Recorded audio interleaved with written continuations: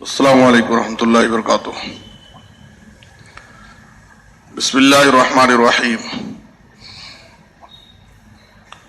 عن عبد اللہ بن مسعود رضی اللہ تعالی عنہ قال قسم رسول اللہ صلی اللہ علیہ وسلم قسمة فقال رجل من الانصار واللہ ما اراد محمد بهذا وجه اللہ فأتيت رسول الله صلى الله عليه وسلم فأخبرته فتمعر وجهه وقال رحم الله موسى لقد أوذي بأكثر من هذا فصبر، رواہ البخاری۔ محترم حضرات، کل کے درس میں آپ کے سامنے دعوت دین میں صبر کی کیا اہمیت ہے اس تعلق سے کچھ باتیں عرض کی گئی تھی۔ آج کے درس میں نبی صلی اللہ علیہ وسلم کی سیرت میں صبر کا جو پہلو ہے اس تعلق سے بعض باتیں عرض کی جائیں گی۔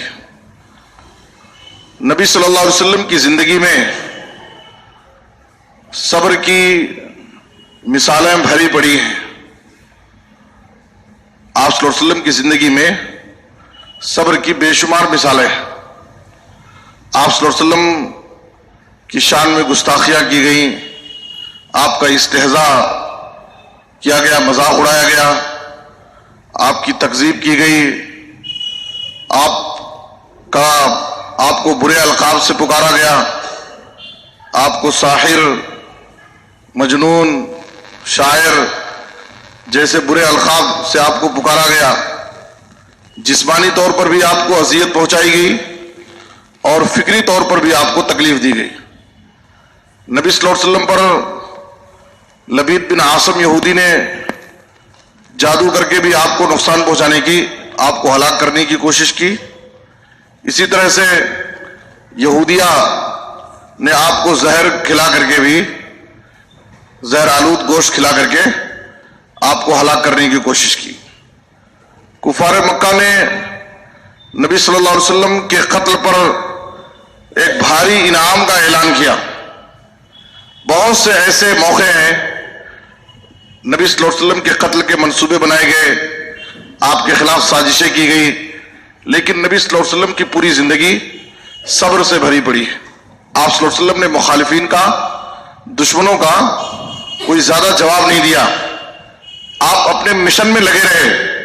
اللہ رب العالمین نے جو آپ کو پیغام دے کر کے بھیجا تھا، جو آپ کو دعوت دے کر کے بھیجی تھی، اس دعوت کو اللہ کے بندوں تک پہنچانے میں آپ لگے رہے۔ آپ غزوہ احد میں دیکھیے،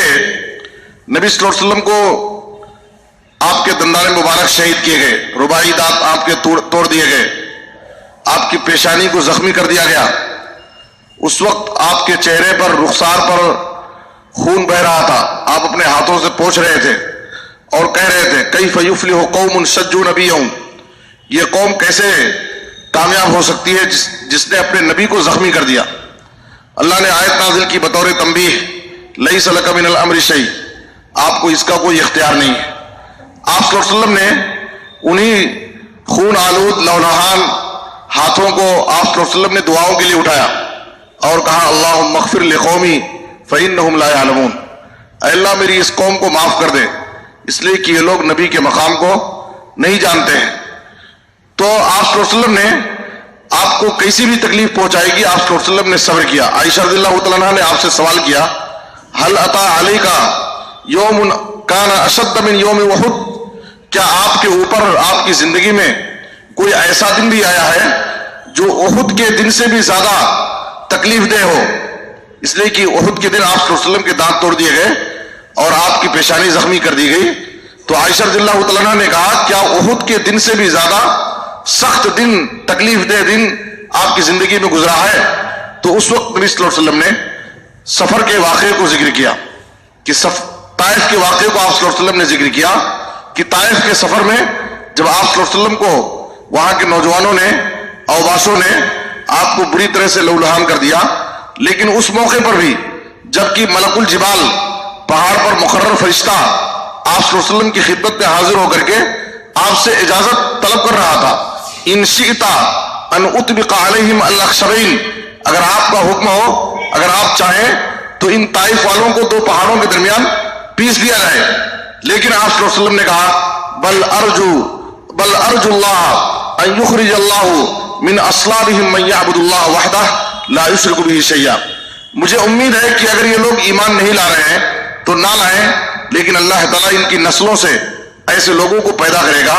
جو صرف اللہ ہی کی عبادت کریں گے اور اللہ کے ساتھ کسی کو شریک نہیں کریں گے۔ تو آپ صلی اللہ علیہ وسلم نے طائف کے اس سفر میں جہاں پر آپ صلی اللہ علیہ وسلم کو بری طرح سے زخمی کیا گیا، لہولہان کیا گیا، لیکن نبی صلی اللہ علیہ وسلم نے صبر کیا۔ غزوہ حنین کا موقع ہے، آپ صلی اللہ علیہ وسلم مال غنیمت تقسیم کر رہے ہیں، آپ صلی اللہ علیہ وسلم نے کچھ لوگوں کو تالیف قلب کے لیے، کچھ لوگوں کو آپ نے مال غنیمت دینے میں ان کو ترجیح دی، اقرا بن حابس، وعینہ بن حصن وغیرہ کو آپ نے 100 اونٹ دے دیے، اور بھی کچھ لوگوں کو آپ نے خصوصی طور پر عطیات سے نوازا۔ ایک انصاری شخص آتا ہے اور وہ کہتا ہے کہ محمد نے اس تقسیم میں انصاف سے کام نہیں لیا ہے اور اللہ کی رضا مقصود نہیں ہوئی ہے اس تقسیم میں۔ عبداللہ بن مسعود رضی اللہ عنہ کہتے ہیں کہ یہ بات میں نے سن لی اور میں نبی صلی اللہ علیہ وسلم کی خدمت میں حاضر ہوا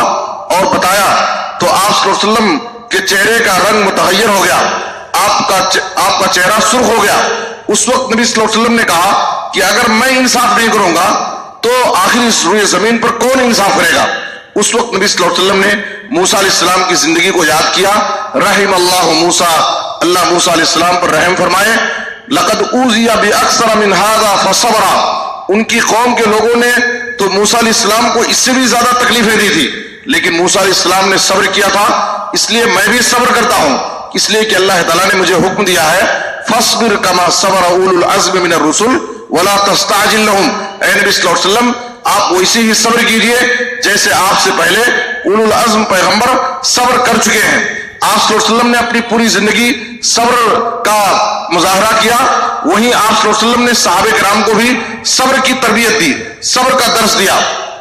مکی زندگی میں اگر آپ دیکھیں صحابہ کرام پر جب ظلم و ستم زیادہ ہونے لگا، خباب بن ارت رضی اللہ عنہ کہتے ہیں کہ ہم نبی صلی اللہ علیہ وسلم کی خدمت میں آئے شکایت لے کر کے، ظلم کی شکایت لے کر کے، ہم نے کہا الا تستنصر لنا الا تدعو لنا، اے اللہ کے رسول کیا آپ ہمارے لیے ابھی بھی نصرت اور مدد کی دعا نہیں کریں گے؟ کیا آپ ہمارے لیے ابھی بھی اللہ سے دعا نہیں کریں گے؟ اس وقت نبی صلی اللہ علیہ وسلم نے کہا کہ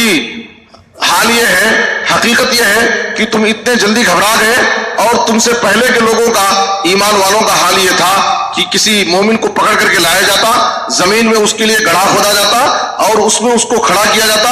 اور آرا لے کر کے اس کے جسم کے 2 ٹکڑے کر دیے جاتے تھے اور لوہے کی کنگھی سے ان کے جسم کے گوشت اور ہڈیوں کو کھرچ دیا جاتا، لیکن ایسی سخت اذیت اور تکلیف بھی انہیں ان کے دین سے نہیں پھیرتی تھی۔ وَلَٰكِنَّكُمْ تَسْتَعْجِلُونَ، لیکن تمہارا حال یہ ہے کہ تم جلدی مچا رہے ہو اور اللہ رب العالمین کی نصرت کا انتظار کر رہے ہو۔ تو نبی صلی اللہ علیہ وسلم نے صحابہ کرام کو بھی صبر کی تربیت دی۔ جب آپ نے دیکھا کہ سمیہ رضی اللہ تعالیٰ عنہ، ان کے شوہر یاسر، ان کے بیٹے عمار کو جب ابو جہل ظلم کر رہا تھا تو اس وقت نبی صلی اللہ علیہ وسلم وہاں سے گزر رہے تھے، تو آپ صلی اللہ علیہ وسلم نے کہا صبراً آل یاسر فإن موعدکم الجنہ، اے آل یاسر تم صبر کے دامن کو مضبوطی سے پکڑے رہو، اس لیے کہ اس دنیا کی زندگی میں دین کی راہ میں اگر تم نے صبر کر لیا، ثابت قدم رہ گئے، تو اس کے بدلے میں تمہارا ٹھکانہ جنت ہوگا۔ تو آپ صلی اللہ علیہ وسلم پوری زندگی خود صبر کا مظاہرہ کیے اور صحابہ کرام کو بھی اسی صبر کی بھی تعلیم دی،